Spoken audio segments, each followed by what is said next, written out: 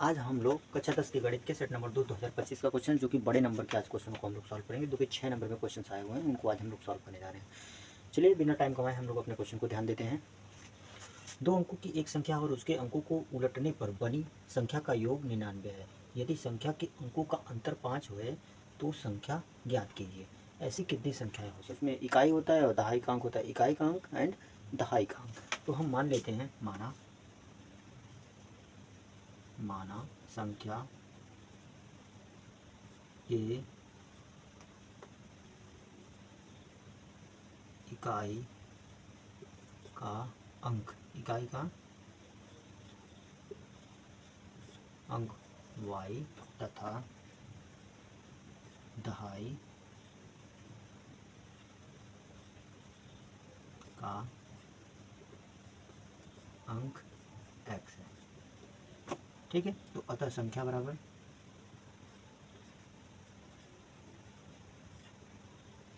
क्या होगा? 10x plus Y. ठीक है। संख्या को यदि उलट देते हैं, संख्या को उलटने पर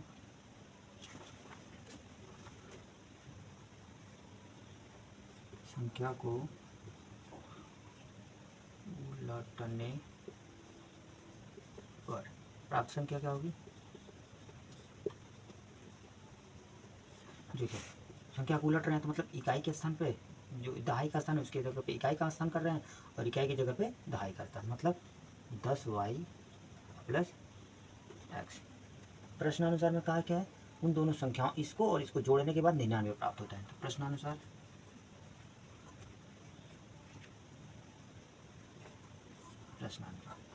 चलिए 10x plus Y plus 10y plus X को प्लस करते हैं तो 99 प्राप्त होता है। तो हमें प्लस करिए, 10x प्लस वाई, ब्रैकेट टूटेगा, 10y प्लस एक्स बराबर 99। तो 10x plus x 11x plus 11y बराबर 99। माइनस कर देंगे, 11 कॉमन ले लिए तो x प्लस वाई बराबर 99। तो 11 से 11 9 99, एक्स प्लस वाई बराबर 9। समीकरण नंबर 1। दूसरा क्वेश्चन कहता है, यदि संख्या के अंकों का अंतर 5 है। तो मान लो संख्या के अंकों का अंतर निकाल देते हैं यदि, तो संख्या क्या हो सकती है? सपोज करिए अंतर संख्या के अंकों का अंतर 5 है। यदि हम संख्याओं का अंतर निकाल लेते हैं तो मान लीजिए एक संख्या क्या होगी? एक्स वाई होगी कि नहीं होगी? इकाई का अंक है और दहाई का अंक है। तो मान लीजिए एक्स माइनस वाई बराबर 5। इसको समीकरण नंबर 2 मान लो। ठीक है, इसको हम लिख सकते हैं 10x plus Y, 10x plus Y लिख सकते हैं, क्योंकि ये दहाई का अंक है और इकाई का अंक है, तो इसलिए हम इसको अलग अलग करके लिख दिए 10x प्लस वाई। और इसी संख्या के अंकों का अंतर पूछ रहा है, इसी का अंतर पूछ रहा है, तो एक दहाई में से इकाई को घटा दीजिए, 5 है। तो समीकरण नंबर 2 हो गया। अब समीकरण नंबर 2 और समीकरण नंबर 1 को जोड़ने पर समीकरण 1 और 2 से, ठीक है, समीकरण 1 क्या है? x प्लस वाई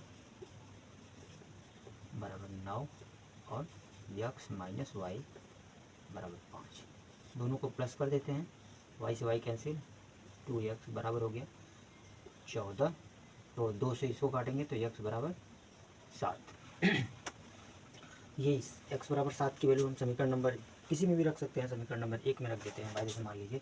तो x बराबर 7 समीकरण नंबर 1 में रखने पर तो क्या हो जाएगा? x प्लस वाई बराबर 9, तो y की जगह इसकी जगह 7, तो y बराबर क्या हो जाएगा? 9 माइनस 7, अर्थात y बराबर 2। 7 और 2। अतः संख्या हमारी क्या होगी? अतः संख्या क्या होगी हमारी?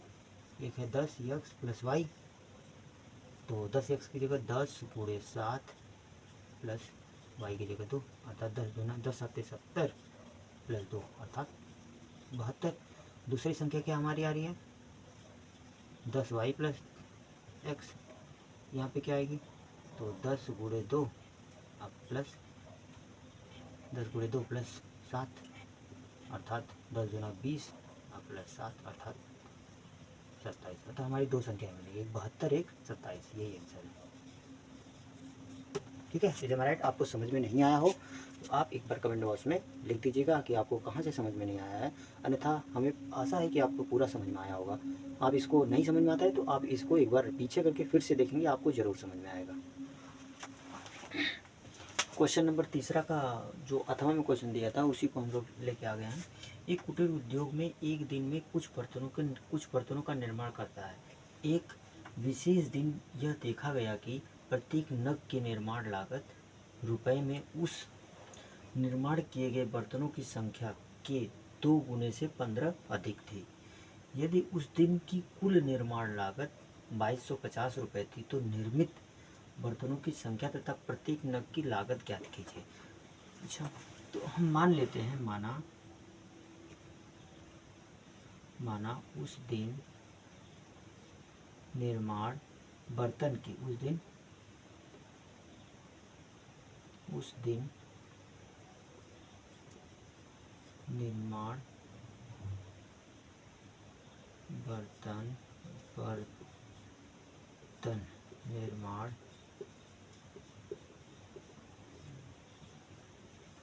की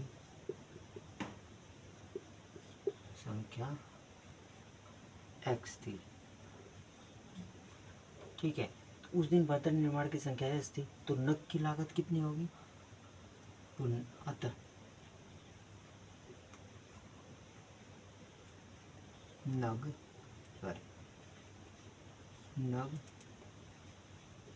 की लागत क्या थे? बर्तन के 2 गुने से 15 अधिक, मतलब 2x प्लस 15। ठीक, तो कुल लागत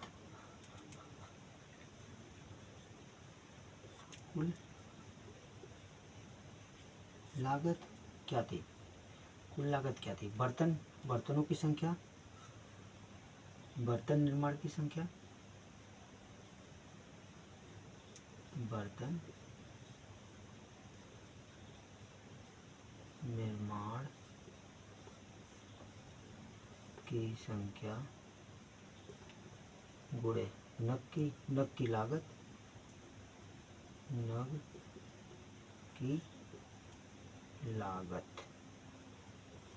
अर्थात नहीं, x बर्तनों की निर्माण की संख्या है और उस दिन, और ये क्या है?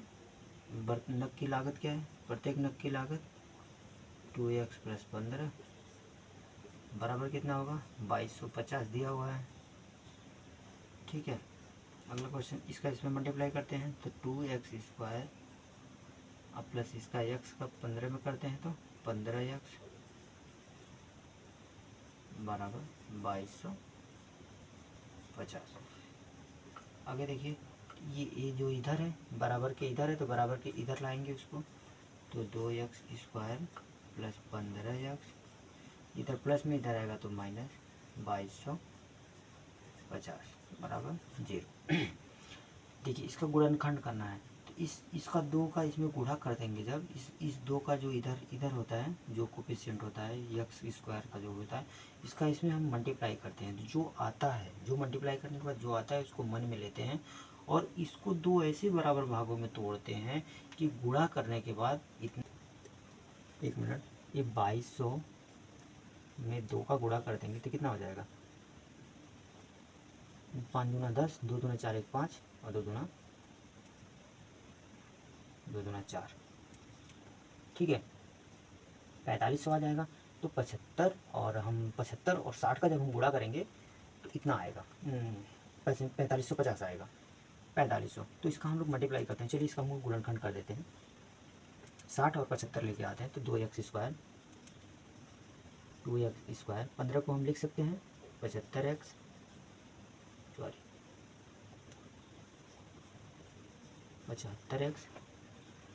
माइनस 60x माइनस 2250 बराबर 0। इसमें से हम क्या कॉमन कर लेंगे? इसमें से हम x कॉमन कर लेते हैं। x कॉमन मिला, यहाँ पे क्या बचा? 2x प्लस 75, यहाँ से हमको 30 कॉमन कर लो यहाँ पे क्या बचा 30 दूना 60 मतलब 2x प्लस 75 बराबर 0। यहाँ से हमको 2x प्लस 75 कॉमन मिल गया,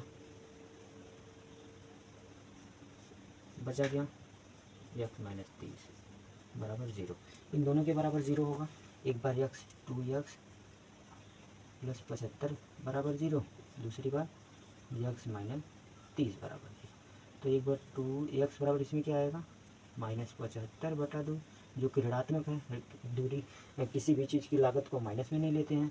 यहाँ पे आएगा x बराबर 30, ये मान्य होगा, इसलिए हमारा आंसर क्या आएगा लागत। नग की लागत कितनी होगी, नग की लागत होगी x की वैल्यू 30 आया है तो नग की लागत कितनी होगी 30 दूना 60, 2 गुणे 30 प्लस 15 अर्थात 30 दूना 60 75 रुपया। और बर्तनों की संख्या 30, बर्तनों की संख्या कितनी होगी, बर्तनों की संख्या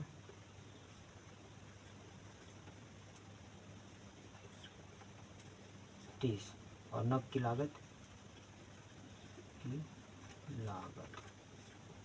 प्रत्येक नग की लागत ना, प्रत्येक नग की लागत 75 रुपये। चलिए अगले क्वेश्चन पे चलते हैं। चलिए हम लोग चौथे क्वेश्चन को देखते हैं।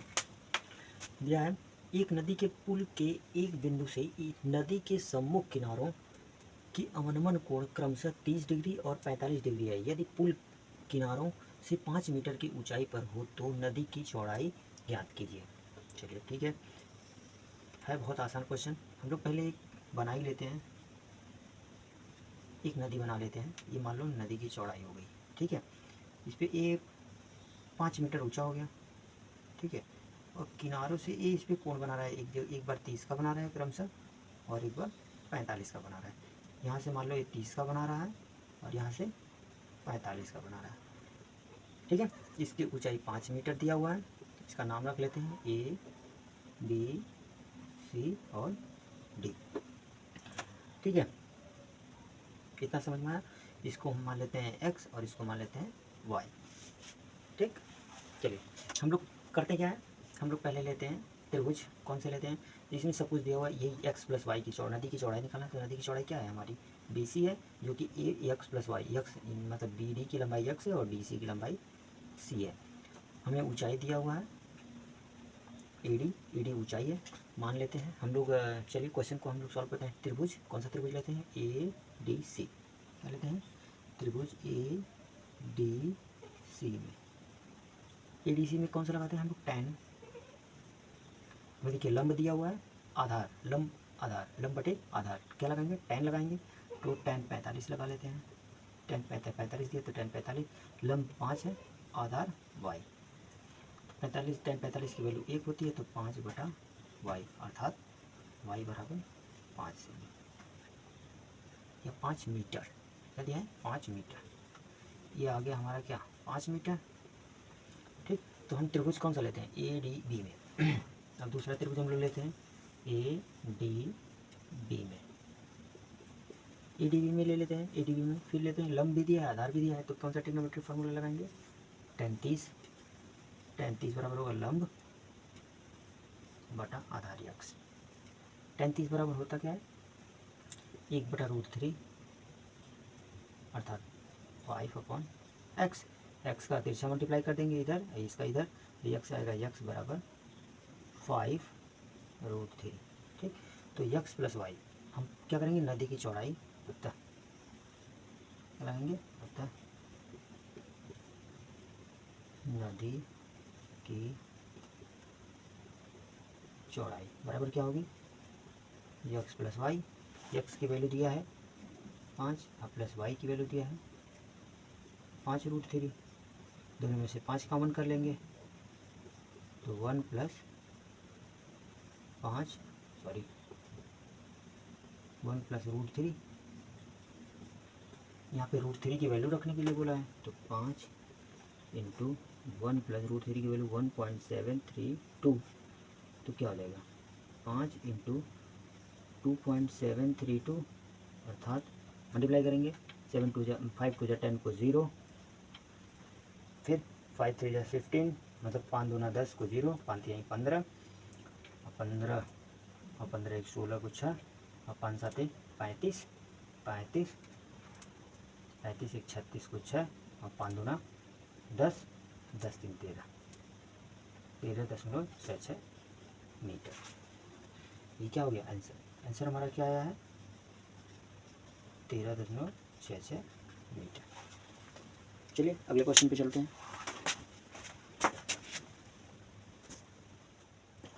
पांचवा क्वेश्चन है, जो कि लास्ट क्वेश्चन भी है। लिखा है भुजा 7 सेमी वाले एक घनाकार ब्लॉक के ऊपर एक अर्धगोला रखा हुआ है। अर्धगोले का अधिकतम व्यास क्या होगा? इस ठोस का पृष्ठीय क्षेत्रफल ज्ञात कीजिए। अच्छा, मान लीजिए एक घन है, घन की लंबाई चौड़ाई ऊंचाई तीनों क्या होती हैं? बराबर होती हैं। ये मान लीजिए एक घन है, इसके ऊपर एक हम क्या कर रहे हैं? आधा कटा हुआ गेना अर्थात गोला, अर्धगोला रख रहे हैं। तो हमें क्या होगा? इसी के यहीं पे रखा जाएगा, यही इसी पे रखा जाएगा, अर्थात इसके व्यास के बराबर। जितना गोले का व्यास होगा, जितना इसकी लंबाई चौड़ाई होगी, उतना ही क्या होगा? इसका गोले का व्यास होगा। अतः क्या होगा? हल करते हैं। हल में क्या है बेटा? हल में मान लेते हैं माना 7 सेमी भुजा वाले घन पर हम अधिकतम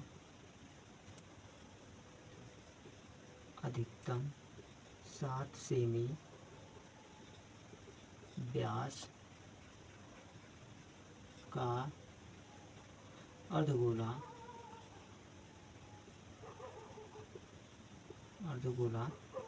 रख सकते हैं। ठीक, 7 सेमी अर्धगोला, 7 सेमी व्यास का अर्धगोला रख सकते हैं। इस पर हम 7 सेमी का ही अर्धगोला रख सकते हैं। चलिए इसको मिटा देते हैं। ठीक है, अतः तो अब हमें ठोस का पृष्ठीय क्षेत्रफल निकालना है। तो ठोस का पृष्ठीय क्षेत्रफल बराबर, अतः ठोस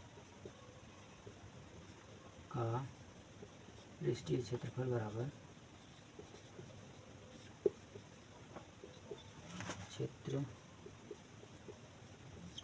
क्षेत्रफल बराबर क्या होगा?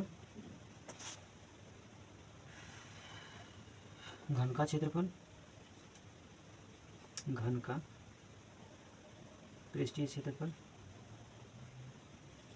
घन का पृष्ठीय क्षेत्रफल प्लस अर्धगोले का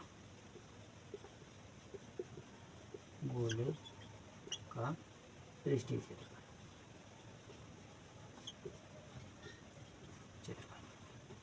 घन का पृष्ठीय क्षेत्रफल क्या होता है? 6 गुणे भुजा का स्क्वायर, 6 गुणे भुजा का स्क्वायर, अब प्लस अर्धगोले का 2 पाई आर स्क्वायर। ठीक, तो 6 गुणे भुजा कितनी है? भुजा 7 सेमी प्लस 7 सेमी का स्क्वायर, 2 गुणे पाई की वैल्यू 22/7 इंटू आर की वैल्यू क्या होगा? 7/2, अर्थात व्यास उतना है तो त्रिज्या 7/2,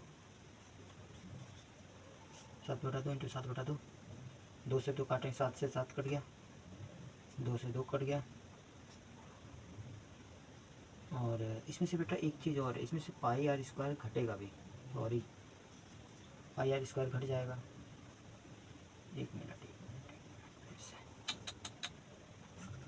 ये होगा, जैसे हम रखेंगे एक गोला जो इस पे रखते हैं,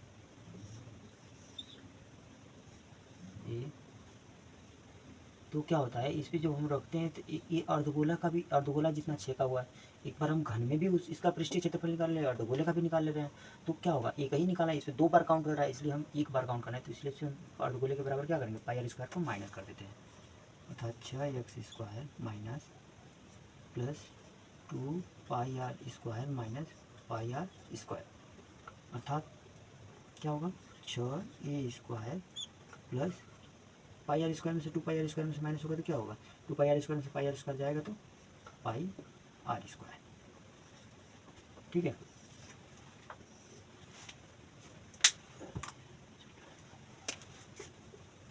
ठीक है।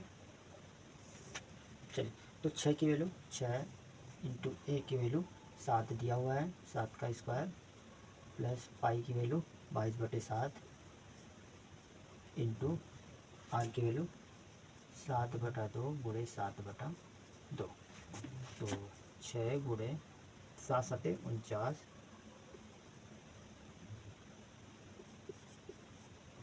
प्लस 7 से 7 कट गया, 2 से काटेंगे 11 बार में, 11 7 77/2 49 सेकंड। देखिए 6 9 54 को 4, अच्छा 4 को 24, 5 29 प्लस इसको 2 से काट देंगे, 2 2 तिहाई 6, 2 8 16, 2 5 10 प्लस कर देंगे 8 4 12। ठीक है, 8 4 12 को 2, 9 3 12 1 13 को 3 और 2 1 9 1 3 2 1 3 332 मीटर, सेंटीमीटर या मीटर सेमी स्क्वायर। ये क्या हो जाएगा आंसर। चलिए हम लोग अगले क्वेश्चन पे चलते हैं। चलिए हम लोग देखते हैं, 5वें का सबसे लास्ट वाला क्वेश्चन है, 8वां में दिया हुआ था, एक लास्ट क्वेश्चन है, इसको कर लेते हैं फिर ये। चलिए दोस्तों, हम लोग चौथे क्वेश्चन के 8वें में जो क्वेश्चन आया था, ये काफ़ी इंपॉर्टेंट क्वेश्चन है, पेपर में रिपीट हो सकता है, हम लोग लगाते हैं। चलिए क्वेश्चन को दिया है क्या, cos A minus sine A plus 1 upon cos A plus sine A minus 1 is equal to cosec A plus cot A. हम लोग सॉल्व करते हैं, हल लिखते हैं LHS में क्या है, cos A minus sine A plus 1 upon cos A plus sine A minus 1, यही है। दोनों पक्षों में अंश आता था, हर में अंश तथा हर में क्या, साइन ए से भाग करने पर।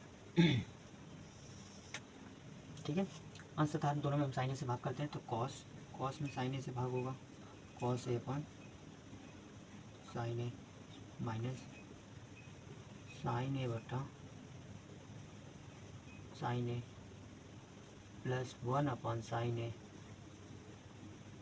पूरे की बटा करेंगे, पूरे की बटा करेंगे तो cos A upon sine A plus sine A upon sine A minus 1 upon sine A. Cos A upon sine ए क्या होता है, कॉट ए, और cos sine A upon sine A minus 1 plus cosec ए, इसको अपॉन ये होगा cot A plus 1 minus cosec A. ठीक है, 1 को हम क्या लिखें, इसको हम इधर लेकर ले लें, इसको लिख सकते हैं cot A plus cosec A minus 1 upon, इसी तरह इसको भी लिख सकते हैं cot A plus minus cosec A plus 1। इस 1 को हम क्या लिख सकते हैं, इस 1 को हम लिख सकते हैं cosec square A minus cot square A, cot A को प्लस कोसेक ए को माइनस में इसको लिख सकते हैं cos square cosec square A minus cot square A. Any doubt, minus 1 को लिख सकते हैं cosec square A minus cot square, एक फार्मूला होता है cosec square A minus cot square A is equal to 1 होता ही है। तो इसको हम लिख लेते हैं, इसको जैसे का तैसे लिख लेते हैं कॉट ए माइनस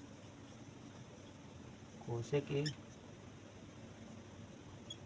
प्लस 1। चलिए इसको जैसे कि तैसे लिखिए, cot A plus cosec A, bracket में बंद करिए इसको, माइनस इसको A plus B A minus B के फार्मूले पे लिख दीजिए, कोसेक स्क्वायर हटेगा तो ए प्लस कॉट ए, ठीक, into cosec A minus cot A upon, नहीं चल रही है, अपॉन ये वाला cot A minus cosec A plus 1। देखिए इसमें इन दोनों में से हम क्या कॉमन कर सकते हैं, cot A plus cosec A common हो जाएगा, दोनों में मिल रहा है तो इसको कॉमन कर लेंगे, cot A plus cosec A common कर लिए तो बचा क्या, यहाँ पे 1 बचा, माइनस ब्रैकेट में क्या बचा, इधर cosec A minus cot A,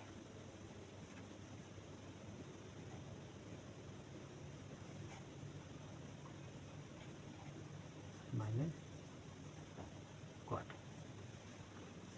upon cot A minus cosec A plus 1, यही बचा। आगे चलते हैं, देखिए कॉट ए